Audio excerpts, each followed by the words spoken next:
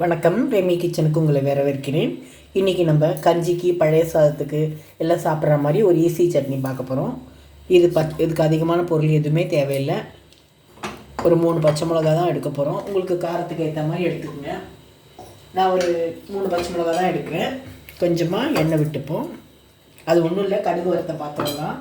இந்த இதில் கரண்டியில் கடுகு தான் வறுத்தேன். இப்போ சூடாகட்டும். சூடானோடனே 3 பச்சை மிளகாவை நம்ம போட்டு வதக்க போகிறோம். அது கூடயே ஒரு 10 பல் பூண்டு. இது ரொம்ப ஈஸியான சட்னி, வாய்க்கு நல்லா டேஸ்ட்டாக இருக்கும். கொஞ்சமாக புளி, கொஞ்சம் உப்பு.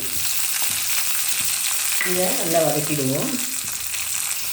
வீட்டில் சில சமயம் சாதம் மீந்து போயிடும், பழைய சாதம் ஆகிடும். அதை எப்படி சாப்பிட்றதுன்னு பார்ப்போம். தயிர் ஊற்றிட்டு சாப்பிடுவோம் இல்லையா? அப்போ இந்த மாதிரி ஒரு சட்னி அரைச்சிட்டு சாப்பிட்டிங்கன்னா ரொம்ப நல்லாயிருக்கும். தயிர் சாதத்துக்கு நல்லாயிருக்கும். பழைய சாதத்துக்கு, கஞ்சிக்கு, நம்ம ஜோரெல்லாம் வந்தால் வாய்க்கு ஒரு மாதிரி டேஸ்ட் இல்லாமல் இருக்கும்போது கஞ்சி செய்து சாப்பிடுவோம் இல்லையா? அப்போ அந்த கஞ்சிக்கு இந்த மாதிரி தொகையில் அரைச்சிங்கன்னா ரொம்ப நல்லாயிருக்கும். பச்சை மிளகா, பூண்டு, புளி, உப்பு. இதை கொஞ்சம் ரொம்பலாம் முருகன்னு வறுக்க வேண்டாம். இந்த மாதிரி கலர் கொஞ்சம் சேஞ்ச் ஆனால் போதும், எடுத்துக்கலாம்.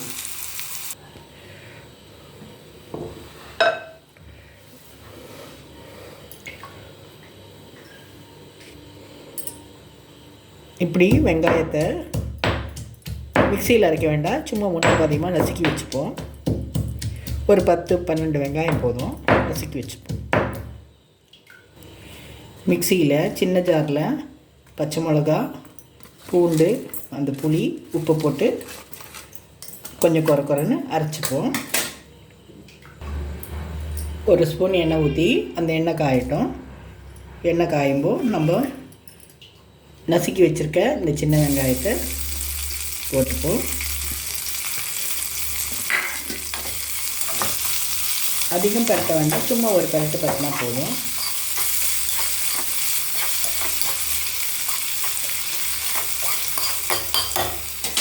அதிகம்லாம் பரட்ட வேண்டாம். இந்த சட்னியில் கொட்டிப்போம். அதே இதில் கொஞ்சமாக தேங்காய் எண்ணெய் விட்டுட்டு, அதிகம் வேண்டாம், சும்மா கொஞ்சம் தான், ஒரு 4 கருவேப்பிலையை இப்படி கிள்ளி போட்டுப்போம். கடுகெல்லாம் தாளிக்க வேண்டாம், சும்மா கருவேப்பிலை கிள்ளி அந்த வாசனைக்கு அதை போட்டு தாளிச்சா போதும்.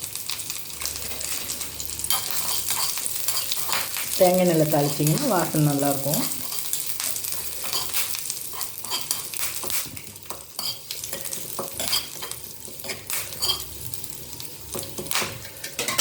அவ்வளோதான், ரெடி ஆகிடுச்சு.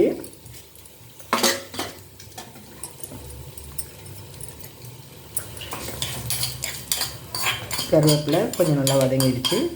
இப்போ நம்ம இந்த சம்மந்தியில் கொட்டிப்போம். இது ஒரு உள்ளி சம்மந்தி தான். இந்த சம்மந்தியில் இதை கொட்டி மிக்ஸ் பண்ணிப்போம். பச்சையாக வெங்காயம் போட்டால் ஒரு மாதிரி ஸ்மெல் வரும், எல்லாருக்கும் பிடிக்காது. அதனால தான் நான் கொஞ்சம் வதக்கி போட்டேன். பச்சையாக பிடிக்குன்னா அப்படியே கூட போட்டுக்கலாம், அது உங்கள் இஷ்டம்தான். நான் எதனால் வதக்கி போட்டேன்னா, பச்சையாக இருந்தால் வாய் ஸ்மெல் வரும், சில பேருக்கு பிடிக்காது. அதனால தான் இந்த கருவேப்பிலை வறுத்து போட்டோன்னா நல்லா டேஸ்ட்டாக இருக்கும். இப்போ நம்மளுடைய பச்சை மிளகாய் சம்மந்தி ரெடி ஆகிடுச்சு. பச்சை மிளகாய் சம்மந்தி எவ்வளோ சீக்கிரம் ரெடி ஆகிடுச்சு பாருங்கள். ரொம்ப வேலையே இல்லை, இதுக்கு நிறைய பொருளும் வேண்டாம். இது பழைய சாதத்துக்கு, கஞ்சிக்கு, தயிர் சாதத்துக்குலாம் ரொம்ப நல்லாயிருக்கும். இந்த மாதிரி குழைய நம்ம சாதத்தை வச்சுட்டு கஞ்சியாக குடிக்கணும்னு தோணும்ல. சில டைமில் நமக்கு ஜுரம்லாம் வந்தால், உடம்பு முடியலன்னா நமக்கு கஞ்சி குடிக்கலாம்னு தோணும். அந்த டைமில் இந்த மாதிரி சாதத்தை குழைய வச்சுட்டு, இந்த மாதிரி சாதத்தை உப்பு போட்டு குழைய வச்சுட்டு இந்த கஞ்சிக்கு இந்த சம்மந்தி வச்சு சாப்பிட்டிங்கன்னா ரொம்ப டேஸ்ட்டாக இருக்கும். நீங்களும் ட்ரை பண்ணி பாருங்கள். ரெமி கிச்சன் எல்லாம் சப்ஸ்கிரைப் பண்ணுங்கள், லைக் பண்ணுங்கள், ஷேர் பண்ணுங்கள். இதே மாதிரி சம்மந்தியை, பச்சை மிளகா சம்மந்தியை நீங்களும் செய்து சாப்பிட்டு பாருங்கள். தேங்க்யூ.